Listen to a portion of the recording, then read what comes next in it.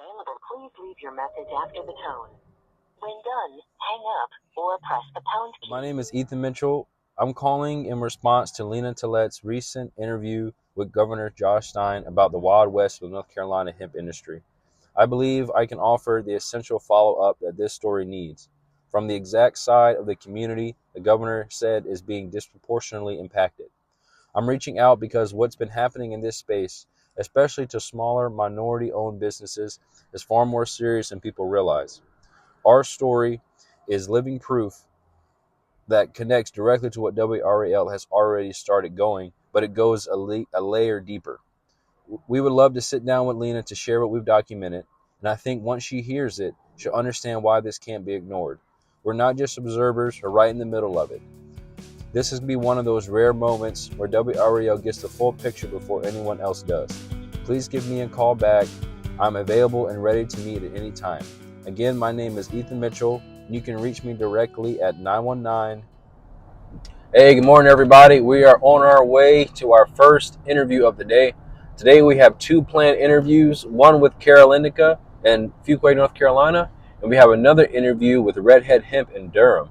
So these are our first planned interviews. We send them the questions prior to us arriving, and we're really looking forward to this because we're going to get a real in-depth look at what THCa is and how a compliant store is supposed to be run here in North Carolina.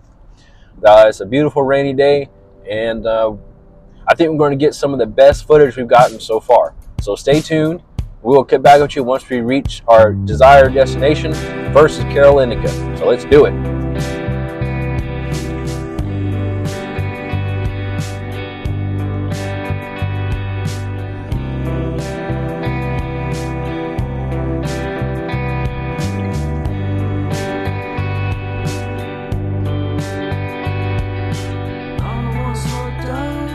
All right, here we go, guys. Turn in, there it is, Carolindica. Fuquay Arena, we made it. There's a good parking spot here. Right in the front, all right, why not? Okay. We made it, all right, we did it. Made it. Okay, so we made it, guys. We're here at Carolindica and Fuquay Arena. They claim to be the first and finest cannabis dispensary in Fuquay, North Carolina. So we're going to go find out. We have a few questions we're going to ask them today and see if we can share some information to the public. All right, let's do it. All right, we made it. All right, here we go. All right. Hello, how y'all doing? Okay, good. Oh man. So we made it here, guys. This is the store. If you want to check it out a little bit while we're in here. Okay. All right. Yeah, I will feel better. All right. How y'all doing today, guys? Hey, Ellen, nice to meet you. good to meet you. Yeah, I'm the creative director here at Carolindica. This is Chris. Chris? How you doing? I'm Chris. I'm the CEO, founder of Carolindica. And thanks so much for coming by, guys. Yes, sir. Thank you guys for allowing us into your store. So this is our first planned interview. So this is interesting. I'm glad we're doing it. So she's just going to show a little bit about the store, and then we're going to ask you the questions that we have. So we appreciate you guys letting us come out to your store and check everything out and get some information for our viewers at home. If you would like to, tell us a little bit about your store and what your mission is here. Yeah, thanks so much for coming by, guys. I really appreciate it. We are Carolindica. So we're a local company here in Raleigh. We actually make all of these products ourselves. That's one of the things that really makes us unique in this area. So we do sell online. We have a website. We have wholesale as well. You may see our products in other places, but we have 3 stores in the Raleigh vicinity, and we're just happy to be out here. We really pride ourselves in the craft creation of these goods, where we're making them in small batch, high attention to detail. We try everything we make and sell. It's very much a tried and true. You know, we've been doing this for 5 years and I've learned a lot in this process, but our mission really is to just further this industry, offer customers the ability to come buy the products that they want that are effective, third-party lab tested, and get them what they, just deserve. If you're going to be buying these types of things, we want to make sure that you're buying legit stuff that keeps you coming back and makes you just happy to be in the hemp industry, Okay. We opened this store in December of last year. Our other 2 stores are like 4 years and 2.5 years respectively old. So this is our newest one, and we're really happy to be here in Fuquay. Okay. So your first question today for you, sir, how does your sir operate in alignment with the 2018 Hemp Farm Bill? Yeah, so the 2018 Farm Bill really kicked off this industry. There was some hemp companies and stuff out before that for sure, but we came in about 2020, and the keys of following that Farm Bill is it needs to be a product that has less than 0.3% Delta-9 THC, and it also needs to be derived from hemp. Those are the two requirements of that, but it's not just one thing to say we do that. We also need to, of course, have third-party lab testing to double check potency, contaminants, all of those types of things. And we ourselves have rigorous, safety and standards of education is an important element as well, but just making sure that these products are what they're supposed to be, do what they're supposed to do, and of course are derived from the hemp plant with the 0.3% Delta-9 requirement. Fantastic. Do you guys have maybe a pre-roll or eighth that we could show show our viewers so they can see what compliant packaging looks like? For sure. So yeah, we like to have our bud bars out here too for display. You can kind of tilt it. He's got a magnifying glass, and then this little guy actually blows the smell so you can get the scent of it, right? Because really typically when you're shopping, you're going to mostly want to look at the quality of the visual bud, the amount of crystals in it, but the smell is such an important deciding factor that it's really cool. These little jars can kind of dispense a smell, and that's a big part of how we want people to come in and feel like they can sort of experience it and pick what they like to purchase. And then you tell us you want an eighth or a gram, and we'll hand you one of these pre-labeled and sealed bags. They're made of a recyclable material and everything, but they are pre-scaled. This is one of the things that is pretty important in this industry. In the cannabis, you often find a lot of deli style flower sales, but in the hemp industry, it's very important, we found, to ensure that everything is pre-sealed in advance. That just minimizes any chance of contaminants or any types of dynamics that may just cause complications, let's say. So that's a sealed, smell-proof bag, and you can tell what it is by the top. There's also a QR code on there, you'll notice, that'll take you to the website where you can see just about all the lab tests across our company, and every product you purchase should have lab tests that you can find. If not, definitely ask for them, because that's an important element when you're shopping for hemp. And I love the variety here as well. Just Fiestas is one of my favorite strains right now. You can see how purple and dense the nugs are, and they produce a really delicious smell as well. The terps on it are very fragrant. And then, I'll just actually flip them over so you can see in comparison, the different colors and scents that you get off of them. The camera doesn't necessarily translate it as well, but each one of these really does provide a slightly different experience that you can choose to coordinate with whatever you're looking for. Yeah. So, sir, say I come into your store as a first-time user of these hemp-derived products. What would you tell me THCa is? THCa specifically? Yeah. Yes, sir. So we always do want to ask those questions, right? When somebody walks in, it's very important to understand the familiarity so that we can properly help them find a product. THCa is typically what we're going to generally compare to something they know, which is out west, they would call this cannabis, right? But this is the raw form of the THC Delta-9 flower. So when you heat this, it creates Delta-9 THC, which is the active cannabinoid in out west and a lot of our products. We have a Delta-9 gummy and some other types of things, but Delta-9 is what actually provides the high, the psychoactive part. THCa in itself does not do that. So if you were to eat that flower, you're not going to actually feel much, maybe a little bit of something, right? But your first step is actually a process called decarbing it, which is just really heating it, right? So when you smoke it, it gets you high, but also if you ever made your own brownies or something, you might be familiar with this process as well. So THCa, again, the precursor of Delta-9 THC at its stable state right there. It is actually not considered a cannabis product because it still contains less than 0.3% Delta-9. However, it has 27% THCa or some, depending on the strain, right? And when you smoke that, it will convert at about an 80% rate into the actual THC part that does the heavy lifting, let's say. Okay, excellent. I tell you what, I think him, maybe the guy from CB American Shaman, some of the best answers we've gotten so far out of all the stores about what THCa is. Yeah. So we really appreciate you guys actually knowing what the science is behind this.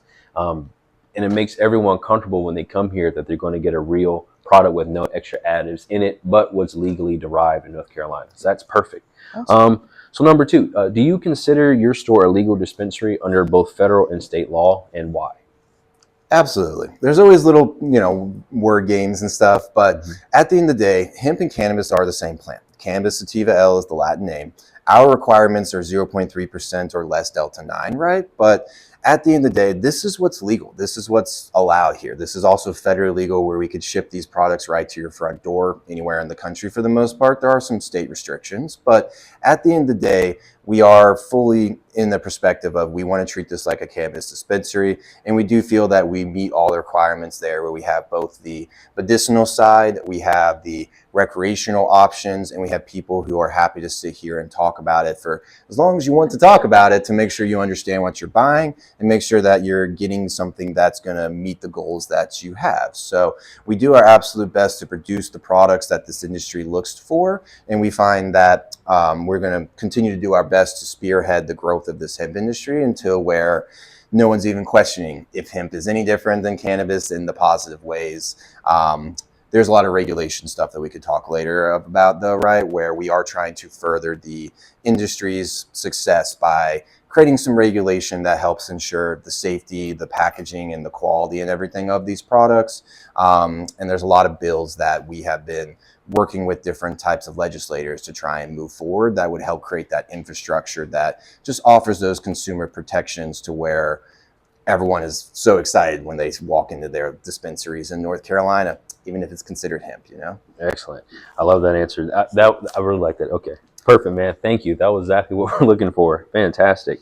Okay. So this kind of leads right directly into that last answer you gave. What steps do you directly take to make sure your products stay compliant?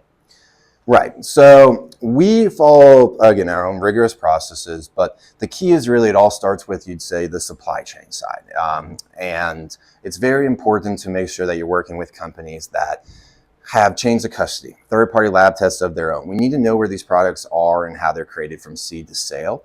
We make our own products, again, in the sense of like we make these gummies from scratch and chocolates and all of those, but we work with some of the top extractors across the country who take the raw flower and process that into the active inputs that we use. So again, it all starts with a strong supply chain, seed to sale, understanding of how your products are created and got to you to begin with. But we then also lab test ourselves. Anything we are creating, of course, we are getting lab tests, and a third-party lab test is really the key there. Some companies can test internally.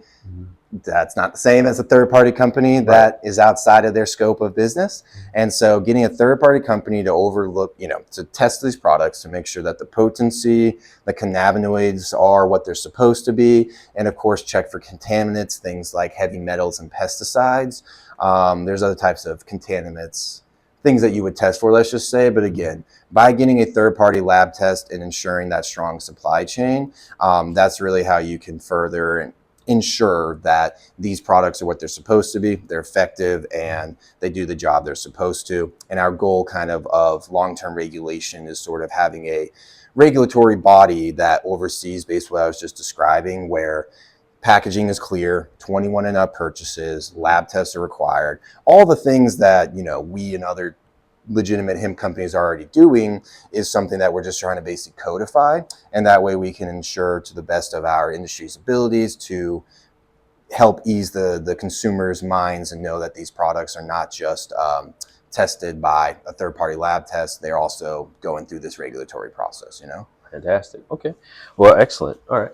Now, more so leading into that, again, have you had any issues or misunderstandings with law enforcement since opening your store? So luckily we have not. We have certainly heard about things throughout the industry, but we have been very forthright in who we are, what we do, educating everyone who walks in this building on the legality and what these products are, how they're allowed to be sold. And we hope that that's something that is really one of the deciding factors there, and we can keep furthering this, industry understanding of how this all works. So we have seen different things, but ourselves, we've had plenty of law enforcement in our buildings talking about stuff. I mean, car accidents happen, right? Break-ins happen. We have been very in communication with the local law enforcement, but so far it's very much been a trying to just help educate. There hasn't been issues or misunderstandings necessarily, at least in our case, Excellent. We always try and welcome those kinds of discourse, not just to sort of mitigate some stigmatization that can happen given the history of the plant, which is understandable. And it is specific person to person when it comes to law enforcement. We can't paint them with a broad brush either. So some officers are going to understand more than others based on their experience. And we always try and make sure that the conversation stays open so that people can essentially feel more secure about the above board element of all of this. Okay, fantastic. Well, that you kind of somewhat answered the question I'm going to ask you next, but I'm going to ask you anyway. Do you feel most law enforcement officers know the difference between hemp and marijuana, especially when it comes to the new THCa? So definitely it's going to be case by case. People are not universal, and there's so much to learn about this industry that it's maybe even unreasonable to expect every law enforcement to know tooth and nail what the difference is, because if you come in and look at these, it does look like what you'd expect cannabis to look like, right? And with all that in mind, it very much can be difficult to understand the difference. So very much case to case. Again, we welcome conversations. We love for anyone to come in and talk to us. We've taken plenty of phone calls about how are you doing, what you're doing, and stuff like that. But our ultimate goal, again, is long-term to create an infrastructure for this industry that has a governing body that isn't necessarily your local law enforcement, but rather a small team of law enforcement agents that are able to be consistently trained in this industry, especially as the industry develops, because that's one of the other key things about this is like, we've been doing this for 5-6 years now kind of thing. There's so much change that happens over these years. THCA didn't see until last summer, maybe the summer before. Time moves weird, but it's a relatively new thing in the scene. So very much is constantly developing, and we really think that the long-term solution is much more of a training regime and keeping certain law enforcement agents as the ones to go around and enforce this, instead of trying to hope that every single person in this state, this country, can keep up with all the developments and all the new stuff, because it is just a lot to take in. We do our best to be educated as bud tenders for ourselves and for all of our patrons who come in. We try and make sure that they feel comfortable asking us any kind of questions they might have. And when it comes straight to the conversational elements of it, it's one of those things that it's not something everybody feels comfortable asking about, but we do our best to try and take a human-centered approach for, not just for our staff, not just for our patrons, but also for any law enforcement officers that are going to be instigating those kinds of discussions. And we really do appreciate the educational efforts that you're putting together with this docuseries in order to elevate those kinds of understandings more publicly. I appreciate you saying that. Thank you so for much. real. All right. Yes, because there is a lot of misconceptions with THCA and this whole industry. Yeah. And we just want everyone to know that you can go to a small mom and pop store and feel just as comfortable as those larger stores, because it seems like in this industry, they want it to be regulated by just a few stores. And I don't think that's fair. I think every person should have the opportunity to sell these products if they're doing it the legal way, because this is a legal industry.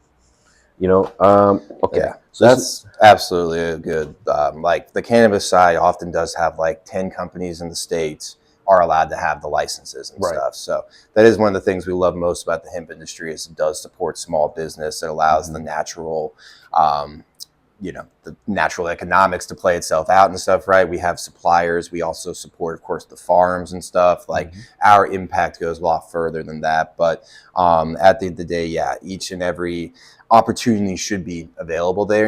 Putting it behind these giant $1 million applications that only 10 companies in the state can get to, is just not what's going to further the, as you put it, the mom and pops and just that true entrepreneurial mindset that we so much love to support. Exactly. It's also the culture of the industry is rooted in that small community feeling, and so to monopolize it really does take away some of the character of it. Yeah, it's a shame how some states have done it, for sure. Yes.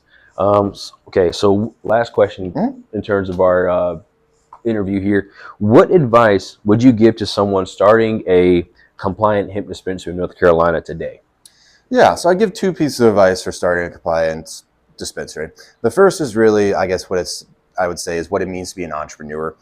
Starting a business is never the easiest thing in the world. There's going to be challenges, there's going to be struggles, there's going to be failures that you need to learn from and keep pushing through. So you have to really have the right mindset going into it, knowing that it's going to take some grit, and also the mindset needs to very much focus on the consumer side of it, right? Like these products are all about the consumers, the people who take them, you know what I mean? You don't want to just build a store to be kind of what maybe you visioned in the beginning. You need to look through the eyes of the consumer and bring in the products that are going to support their goals, their needs, etc. So that leads me to the second point of the key, I'd say, of starting a dispensary is, you know, put your personality into it, but the supply chain is going to be the most important part. You need products that are third-party lab tested, effective, they do their job, keep the customers coming back, and products that you can stand behind. We supply a lot of companies ourselves. We'd love to help anyone else out that we can get some great products in their stores that they know are going to do the job that they're supposed to do. But again, you need to go into this with the right mindset, a consumer-forward mindset, and make sure that the products you are selling are rigorously tested and gone through the proper procedures, because there's a lot of ways that you can find stuff out there if you're just chasing the cheapest dollar sign, you know, that aren't just going to be what they are supposed to be. So as long as you can have that right mindset and make sure that the products are exactly what you can stand behind and know that the consumers are happy purchasing these, I think those are the two keys, and go get it, you know. Okay. If I could add a third key, I'd say I wouldn't be where I am today if it weren't for networking and being able to make those kinds of connections that bring you to, well, where I am now. Yeah. No, that's always helpful too. Know people, meet people. Come talk to us, talk to the industry. We're not in this by ourselves, right? But yeah, very much so. Make sure you're taking care of your stuff and taking care of the consumers, right? Investing in the community. Yep. Yes. Okay. Well, fantastic, guys. These are the questions that we wanted. We appreciate you guys allowing us to come in here and talk to you guys about these particular issues in the hemp industry and shedding some light on some things that not everybody really knows, you know. So this was fantastic. Awesome. Is there anything else that you guys would like to talk about that would, you know, if someone was trying to debate between going to this store or this store, why is it they should choose Carolindica over other hemp dispensaries in the area? Yeah, I mean, when you shop with Carolindica, you know you're working with the company that's actually making all the stuff. So you can come talk to us about anything with it and ask as many questions as you'd like. I really say, again, it's all about knowing what you buy is the most important part for any consumer decision in hemp. And you want to work with a company that knows what they're doing, what they're working with, how it's being made, and somebody that's able to, again, educate and show them different things. So I would say that what makes us unique is, again, our ability to create stuff. And we like to create unique things. We have sleep products, some THC sleep products, lots of CBN stuff. We have a lot of our own unique blends. We give them some different names, like Hercules is one of our best sellers. He's, of course, one of the strongest ones on the list. But we even have like some rose and lavender infused pre-rolls as well. We call them the artesian line, but we basically mix some rose and lavender into those, a smaller percent. It's still mostly THCa, but those are very potent compounds in the plant there that bring some unique terpenes, some unique effects, right? Like lavender is really well known for its sleep aid properties. And so this would be sort of a double down on an indica type of thing. And then the rose pre-roll has its own benefits as well, but it's a really interesting dynamic that we're able to offer these unique items and hopefully have something that really works and speaks to every different person, because no one is the same. And that's something I think that makes us fairly unique as well. It's just we have so many options for so many types of people out there. And it doesn't matter that, you know, you may be looking for this or that. We have something that'll help you out there. These products are not one size fit all is a very important element. And we try to find an option to fit all those different sizes. Now, would you say that you guys make all your products yourselves in terms of like pre-rolls and packaging? Do you do that on site, or do you have a separate location where y'all do all that? So yeah, one of our other locations is like a flex building, you'd call it, right? So like the back 3/4 of the store are where we do our manufacturing. So yes, you are 100% correct. We do source the flower and we do source the raw extracts. We have like 20 different types of extracts that we work with.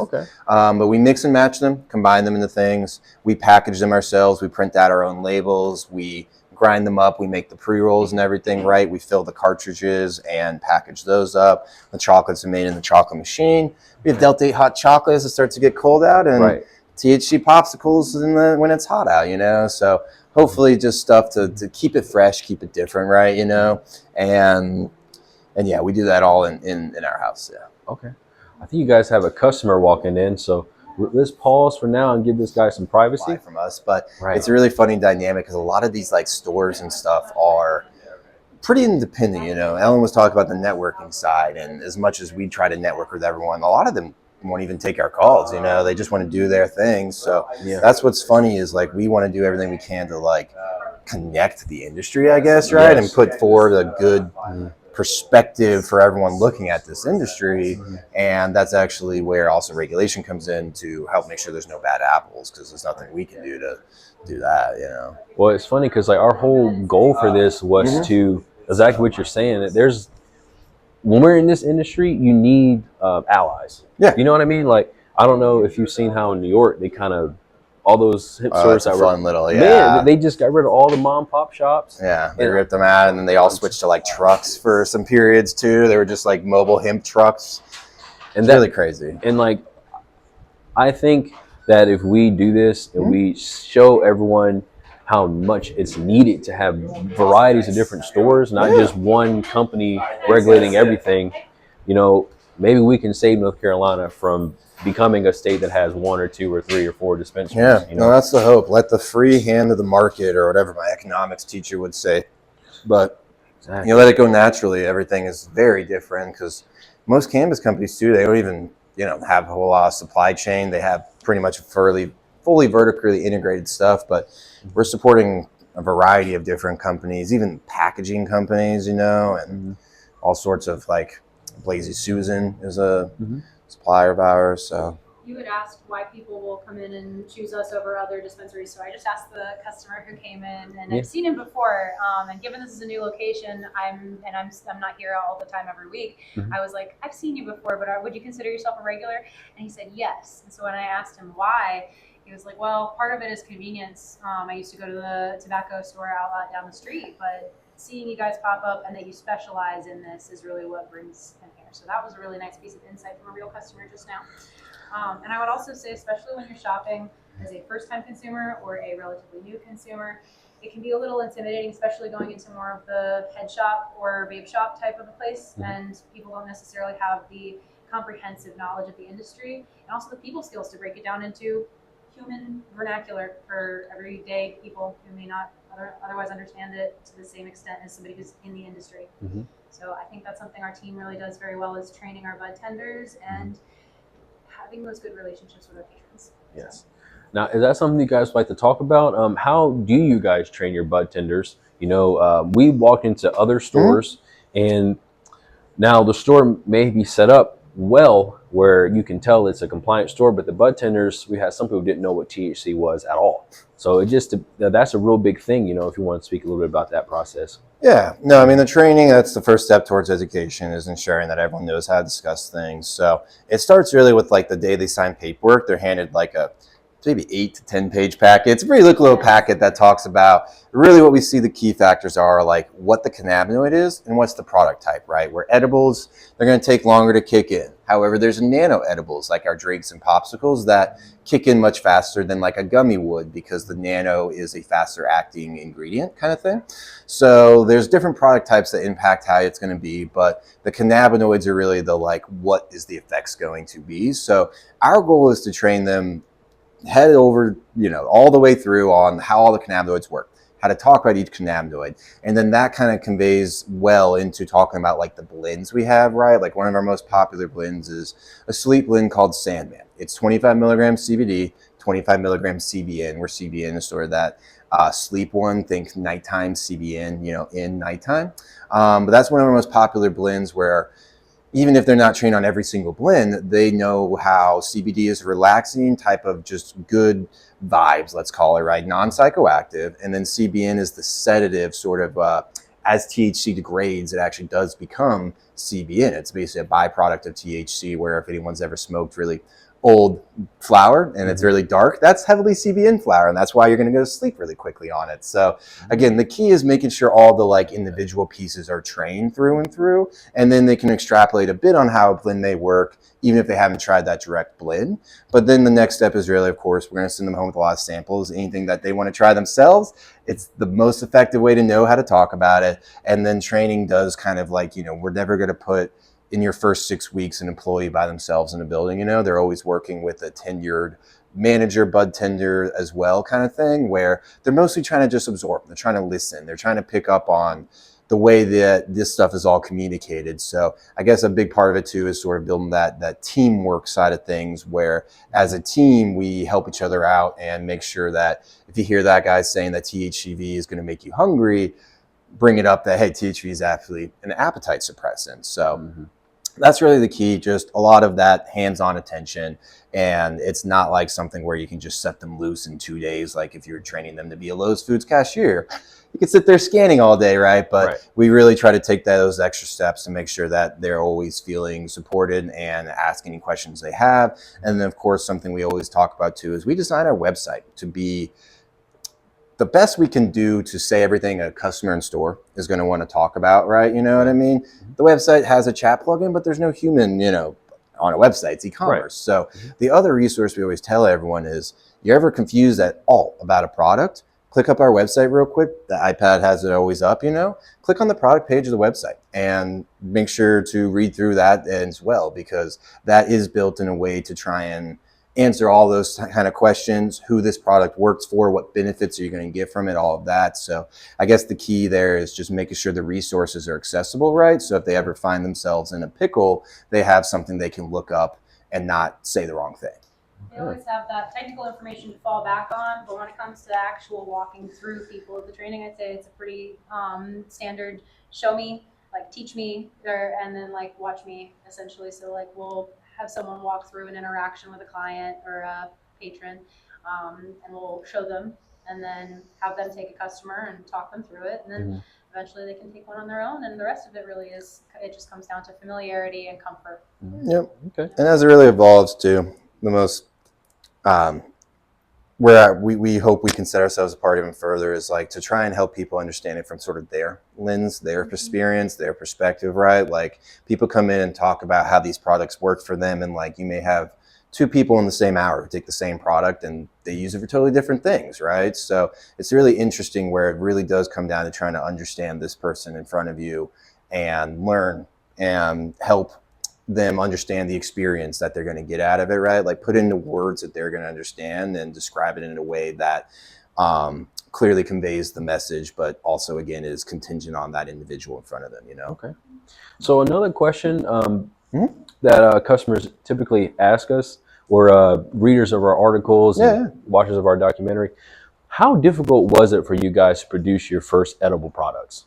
A lot of people have these big ambitions of just easily being able to make it edible. Anyone, their mom and pop can go home and make one, but it is a large process to produce those things. Yeah. So how did it go for y'all? Because you clearly have all your own products. Yeah. So it's there's a lot you can get into with it. What I'd say is if you're trying to make your first project, make a tincture. Start with MCT oil and the cannabinoids. At that point, it's just science. Make sure your formula is correct. Send it to third-party labs. We work with Delta 9 Analytical. Can't say enough good things about them. They're a lab up in Raleigh that started around the same time we did, about 5 years ago now, and have really become a force of just legitimacy in this industry. Lots of companies around the country even use them as well. But start with the simpler stuff, because the science needs to meet the kitchen stuff next, and that's where it's like, as long as you make sure that, you have the right tools that accurately can dispense and measure things, right? You know what I mean? Like it's chemistry at that point. So make sure that, your math and everything is good, but being realistic, it's like we figured that out first. That wasn't too complicated for us, at least on our first product types. Where it gets really fun is trying to like make the right product types at scale. Exactly. You can make 100 gummies in your home in the same way that you make some, Jello shots or something, right? But you want to make 10,000 in a day or 25,000, whatever our capacity is about 20,000 a day. Scaling it is so much more complicated, where it's just a lot of investment and truthfully a lot of failures. The amount of gummies that we have unfortunately had to throw away. You can't donate them. I can't take them to Goodwill. Right. So we just have to throw away the failures. But I mean, the earliest days were just test after test. And you get those ones that are perfect. And then you're like, wait, how did we do this, guys? What's different about this batch than that batch? I still remember one batch that was just the dream batch. And we like spent 2 months going through all the steps of how to recreate it. And like, you know, sometimes I guess it's a bit of luck that you hit the gold there. You hit it on the nail, hit the head of the nail.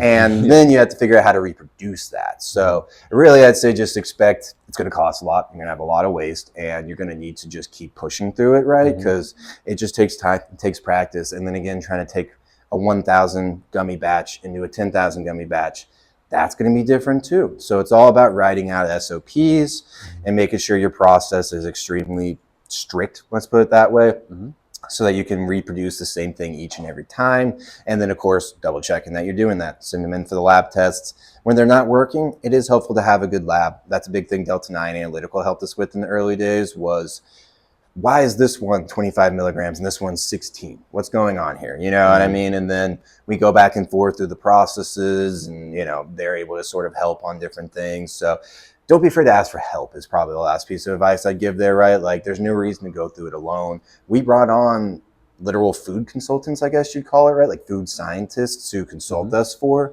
different products to make sure that like it's all going well. Cause there's just so much nuance to it that to some extent, again, bring on professionals and be expected for failure, but every little layer of things, like even, I could get so many examples, but gummies and tinctures are really our starting points. Okay. And those were the ones that we learned so much on, and from there could take it to the next steps of like chocolates and stuff. And so I was all going to that. ask you about were these delicious looking chocolate bars. I noticed you have these, and how, and compared to the gummies, what was the process between those and then say your gummies? Because gummies are usually what people think of, you know, flour, Pringles, gummies. But the chocolate bars, that's when you really take it to the next level. Yeah, so no, chocolates are fun. They're delicious. You can see we have a couple types there, and we do seasonals too. So like peppermint bark will be back in the winter and stuff like that. We have the little trays for like, you know, Valentine's Day or that style, but yeah, the hot chocolate as well. So some of them are different at the end of the day, where like in transparency, like the hot chocolate is like some other company's hot chocolate that we mix our stuff into, right? Instead of creating a powdered chocolate ourselves. But the chocolate there is like, you know, it's all a tempering process. That's what makes that product type complicated. You really can't do it yourself without a machine. We had to learn. It's such a minute range of temperatures that you can keep the chocolate in to have it temper properly. And you also need the chocolate to be hot enough that you can properly disperse the THC, CBD, and everything into it. So there's a really fine balancing point there that, being realistic, there's cheap enough machines and anyone wants to try and make themselves, but like a chocolate tempering machine we found was actually essential to create that there, at least on the scale that we needed to do it. Gummies, on the other hand, much more big pots, hands and everything, you know, like we're mixing, stirring, creating all that stuff. But gummies too, it's like we originally made gelatin gummies. And gelatin gummies will melt. So we had one of our biggest learning experiences was something we called the Great Melting. And 2 or 3 summers ago now, we had, I don't know, 100,000 gummies in our building kind of thing on a Sunday, which at the time we weren't even open on Sundays for our store part of it. On a Sunday like morning in the middle of summer, July, the AC just breaks. And nobody came in until Monday morning, you know, and found that every single gelatin gummy we had in our building basically had melted into a puddle. So all of our gummy jars were now a puddle. All of our back stock was just bags of liquid. So, I mean, to some extent you can, you know, at least the big bags, we can melt those back down and reseal those up. But the amount of waste it created on like the fact that just gelatin melts, and then also all the shipments that we'd be putting out in the middle of the summer, USPS is, there's not their job to get it there as quickly as they can. You know what I mean? Like it could sit in the mailbox for 2 days too. So we actually had to learn the hard way there that we need to make a big switch. So that's another reason where we brought on the gummy consultants, but they helped us create our own custom pectin blend. And pectin is non-melting, and it is instead it's pH based, let's put it that way. So it I think it melts at like 1500 degrees. What we've tested is in those jars, you can hold a heat gun to it and the jar will melt before the gummies. So we think that's about as good as we can make it, right? But they have a different process to create them. And again, their key is it's pectin, which is vegan. So it's a vegan gummy. It's non-melting, which is huge for both us and the customer, because you never want to take something home and it's all melted. Chocolates, we do put them in ice packs and stuff to ship them and whatnot. But if it's real chocolate, chocolate's going to melt. But the pectin development was months and months of trials and formulating and polishing. And then we just consistently always work to improve. The most recent thing we've been doing is working out the natural colors and flavors, I guess, right? Where it's, very straightforward to go grab the blues, the red 40s kind of things, right? But red 40 was the first one that we replaced with, I can't remember all the name. Beetroot. Yeah, exactly. So natural plant ingredients that bring that color still, but are not just bringing the artificial element to it. So in transparency 2 years ago, we just need to make sure our real batch is going. And then as we go, we just constantly try and improve, you know what I mean? So you got to look at things as like nothing is perfect, you know what I mean? We're always trying to make it better. We're very happy with what we sell by all means, right? Like nothing reaches the shelves before it's gone through a lot of different testing. You should see the R&D failures that just nobody wants to bring to the table. But yeah, so much of it is that live and learn side and just consistently pushing and knowing what your end goals are. And then slowly but surely just keep getting it to the next level, right? After we make sure that we get all the natural ingredients all the way through it. The next thing we talked about is like working on maybe different styles of gummies and stuff. There's so much that we can keep stepping into, but doing it in a process where we create something we know is reliable, consistent, valuable, effective, and then only work to optimize it from there is really how we'd recommend going about it, because there's just no limit to what we are hoping to create one day, and we're just going to keep working in that direction, Falling back on the networking point, actually, one of the people that I feel like we definitely have to give a shout out to is our chef, Jack. He works very hard to create a whole bunch of different alternatives for us, and it includes, like Chris was just talking about, those natural substitutions for colors to just get things a little bit more accessible for everybody. The beetroot powder is going to be what is coloring our red gummies, and for the orange and yellow ones, that's ground turmeric. And for the blue and purple, we're working with, I believe it's different kinds of spirulina, but mostly ground butterfly pea flower, which if you haven't had, it's a very fun tea that does change color with citric acid. Oh, fantastic. And that is a very underappreciated thing with these products is the fact that you're trying to use natural ingredients. A lot of companies you see, they'll have, like you said, the red 40, the dyes, the colorants, and you see 10, 15 grams of sugar in your gummies. And that's not what you want. You want someone to not only get a good experience, but to also feel like they can eat multiple gummies at one time if they want to. So that's very beautiful to have that. It doesn't have to be a guilty pleasure.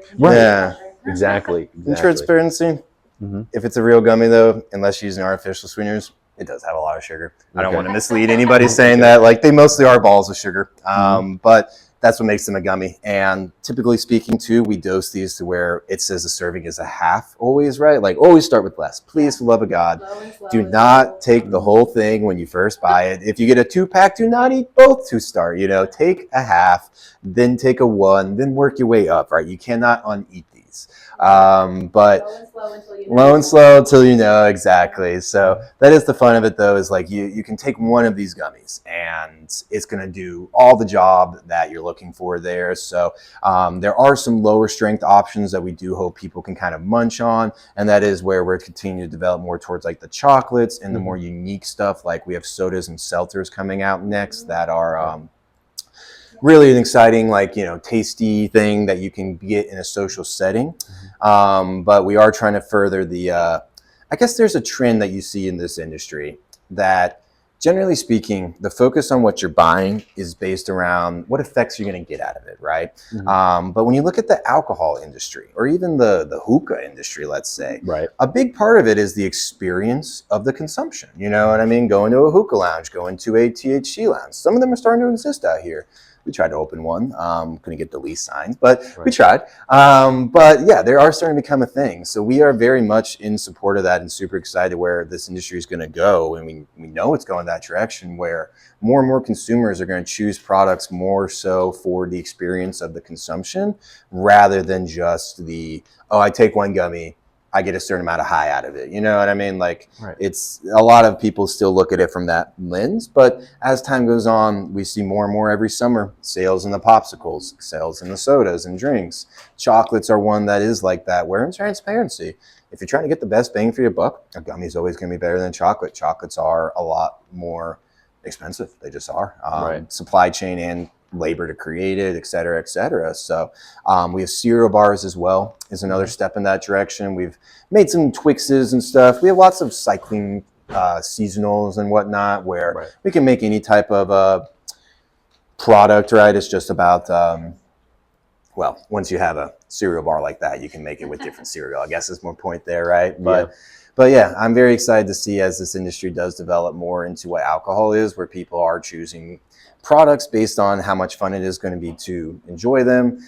They're buying these drinks to hang out with their friends. You know, we already are seeing that general transition of alcohol being less and less for the younger generations important as it is to the older generations. And we're very hopeful that this product type, for the people who want it, of course, can really sort of settle into that niche of like, I want to go hang out with my friends and have a great time tonight. It's a Friday night, whatever, right?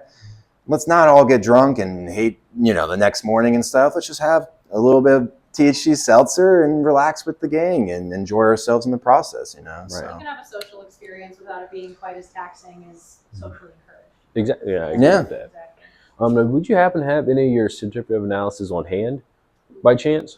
We've got them accessible via web. Yeah. So like we said, it's they not have a different requirement packets to and have stuff. You go on Carolindica.com and you can find our COAs at any point in time. They're under lab tests. Also, if you, as you know, I'm sure you've already seen captured, if you look at any of these products, you scan the QR code, it'll go directly to where you can find all the necessary information that you need. Every single one of them has one of these. And you just scan that QR code, it'll take you right to the lab test page, and you can look up whatever product you got in your hand for us. Fantastic. Okay. And that's true with our flour as well. So. Yeah, no, we're through everything. And we also put on there like our input materials, I should clarify too, where it's like just, you know, the distillates and whatnot, right? So it's like for a gummy, it's made up of distillates that have their own lab tests. And then there's a lab test for said gummy as well, right? I guess as an FYI, you know, like some of these are like 10, 25, 50 counts, right? That's all the same product though at the end of the day. So it does not have different lab tests for quantities, but other things do, you know, have a variety of lab tests. Because you got a capsule, you got a tincture. It's the same blend, but one's in a different format. So those are different lab tests, different things to make. But we do have a lot of those too, where it's like you like the nighttime, you like the daytime, you like this.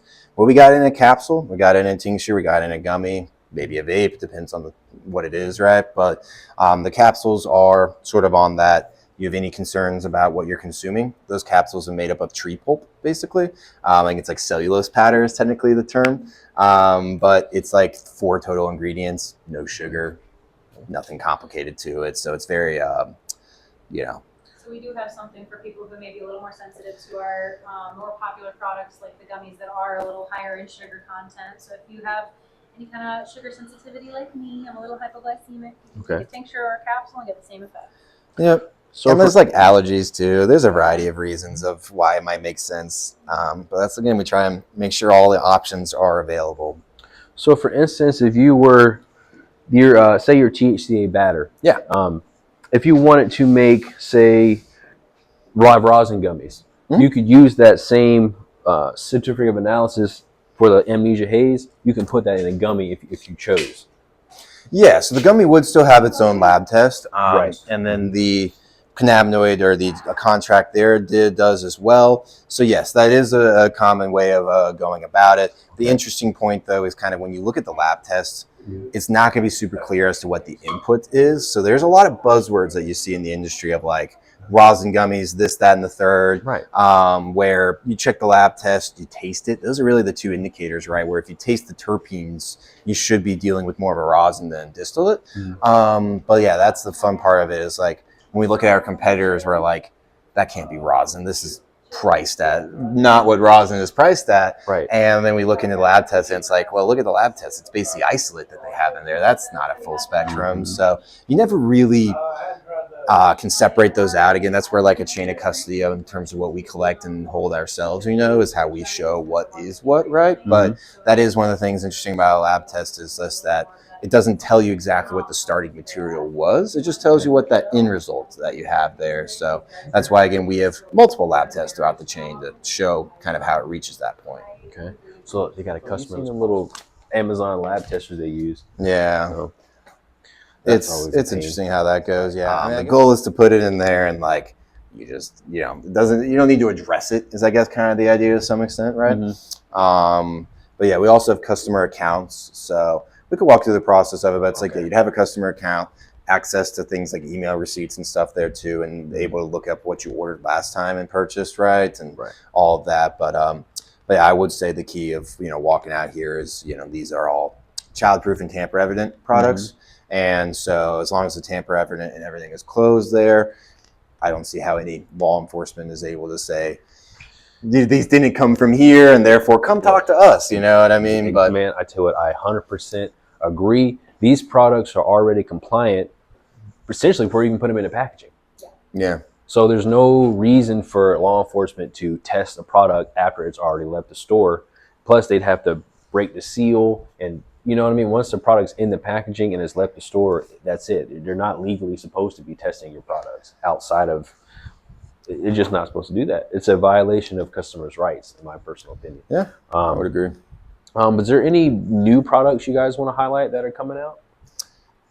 I think we covered most of the unique ones with sort of the blends, the drinks, the popsicles there, the syrups that you can mix and match into your own drinks. We have unflavored and then like cherry flavored, use it as a, call it, vodka alternative to making your own drink or something along those lines, right? So yeah, we have a lot of different things there.